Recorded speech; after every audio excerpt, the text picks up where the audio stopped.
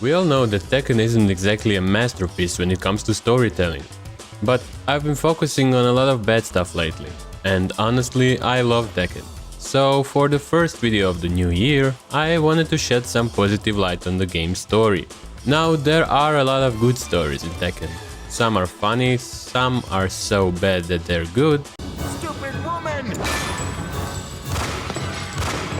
and some that are truly special. And today I'll focus on the latter. I'm skipping the main Mishima storyline from Tekken 6 to Tekken 8 because it's too long, but let's be honest, it wouldn't have made the list anyway. I will however include the Mishimas elsewhere if they deserve to be included. Also, there's a rule of one story per character. But before we jump in, a quick thank you for all of your support. It means the world to me, and if you enjoy the content, consider liking and subscribing. I'd love to turn this into something sustainable. Thanks again. Now let's get to the list. Starting with the 3 that everyone misses dearly. 5. Mokujin. Tekken is so absurd that one of its best stories belongs to a possessed tree. I guess that it's easier to create stories for trees than it is for people, as Mokujin gets great endings whenever he is present. His Tekken 3 ending is hilarious and genuinely entertaining. Tekken 6 ending is artsy and creative with callbacks to Tekken 5. But today I want to focus on his simplest yet most effective story. Mokujin's backstory is the same in all games. He is a 2000-year-old oak tree awakened by an evil spirit. That spirit being Ogre in Tekken 3, Jinpachi in 5 and Azazel in 6. Beyond that, we know nothing about him. Who is he? Why is he alive?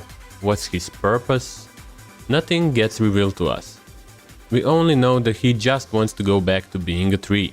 The Tekken 5 ending finally grants Mokujin's wishes and shows that off perfectly. The music, the sunshine, and the little sprout growing from Mokujin's nose.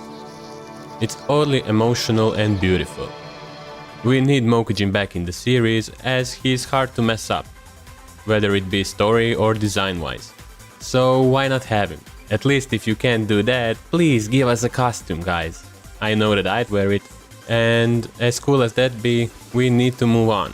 4. Paul Phoenix. If you've ever heard anyone talk about Paul's downfall, you knew this story would make the list. Paul's Tekken 4 story begins with him trying to prove that he's actual King of the Iron Fist 3 winner, insisting that he had beaten Ogre. And while that may be true, Paul didn't know about Ogre's second form. That's where Jin swooped in and took the title. Even though he was a cheater, Jin was officially the champion. People quickly started to think that Paul has gone insane. His fame nosedived, and his dojo shut down. He essentially got cancelled. But Paul doesn't just disappear for 2 months and acts like nothing happened, like famous Pauls of the real world would do. Instead, he enters the tournament to prove everyone wrong, like a real man. After winning the entire thing once again, Paul briefly enjoys his glory.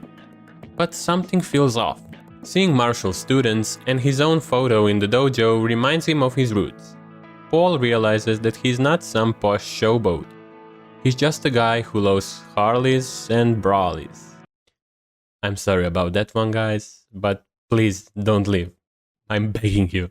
Anyway, Paul leaves the posh life behind him and embraces his true self once again. This story stands out because it's the last time we see Paul before he's lobotomized by Tekken writers and before he lost half of his brain. And the story's beauty only grows in hindsight. We need to appreciate what we had when we had it. But now it's time to move on to the next entry. 3. Jin Kazama. I have changed my mind on this one. I originally didn't want to include it, but looking back at it, it definitely deserves its spot on the list. So here's a quick recap if you don't know it, but I doubt that. Jin is first introduced in this game, so we get his whole backstory. His parents are Jun and Kazuya, and he is in the tournament to avenge his mother, who is allegedly murdered by Ogre. Jin crafted his fighting style while training with Heihachi, who he trusted a lot. Like we already mentioned, Jin beats Ogre and the entire tournament only to get betrayed and shot by Heihachi. Jin's fight or flight instinct trigger, he turns into the devil and escapes from Heihachi. This story is simply iconic. There is some character development shown, as Jin isn't as innocent as he was in the beginning. The ending cutscene is really important as it is a first look into Devil Jin, who would later turn out to be one of the most iconic characters in the series. And the movie is also nicely animated, especially the Devil Jin flying away scene. That one is beautiful. But this one was the obvious one. So now it's more of a guessing game. Can you guess what's coming up next? 2. King. King is iconic, not just for his design, but his story as well.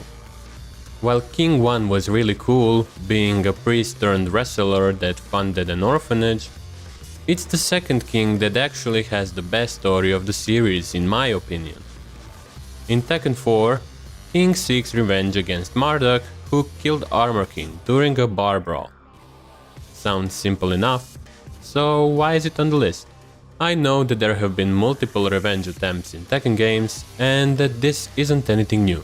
But the ending is completely new, and it is the reason as to why this story finds itself on the list. After defeating Marduk and putting him in the hospital, King visits him to finish the job. But seeing a photo of Marduk with his parents stops King from doing so. He remembers his own grief after losing someone important to him, that being Armor King, and he spares Marduk, proving himself to be a bigger person. This unexpected twist is perfect. It reaffirms King's heart of gold and gives depth to a simple revenge arc, which wasn't King's style anyways. He's so nice, he even leaves flowers for Marduk. Before our number 1, quick honorable mentions go to Jack 2 and Miguel. Jack 2 is really surprising. I didn't think that he had such a deep story, but it's really entertaining and really fun. I'm just sad that it ends the way that it does. And the other mention goes to Miguel's Tekken 6 and 7 arc, which is solid but spread out through 2 games, so I can't make it have place on the list. And now for the top spot. 1. Wang Jinrei. It may seem a bit anticlimactic to put Wang at number 1.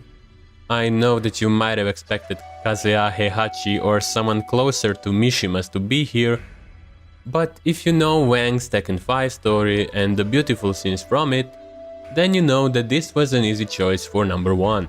Wang's story revolves around his search for his best friend Jinpachi, who disappeared before the first tournament. Unbeknownst to Wang, Jinpachi was killed and buried by Heihachi, only to be revived and corrupted before Tekken 5. With his last bit of sanity, Jinpachi writes to Wang, begging for help. Wang joins the tournament without knowing why, simply determined to help like all great friends would do. When Wang wins the tournament, we are treated to the saddest and most emotional part of Tekken history. None of that Mishima bullcrap comes close. This is the one. Wang and Jinpachi share a heartfelt goodbye before Jinpachi disintegrates into sand. I think that I need to show it to you to fully understand what I'm talking about. So here is just a part of it.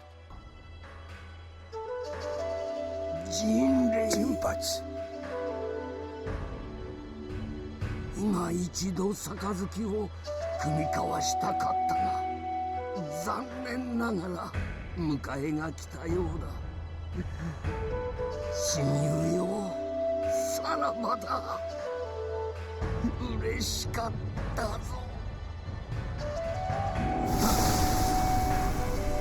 ジンパチ It's beautifully animated and perfectly paced. This story proves that Tekken can deliver raw emotion when it wants to. Or at least it could have delivered it previously. I'm not so sure anymore. And that's my list. That would be all from me. Thank you so much for watching, and I'll see you soon. Goodbye.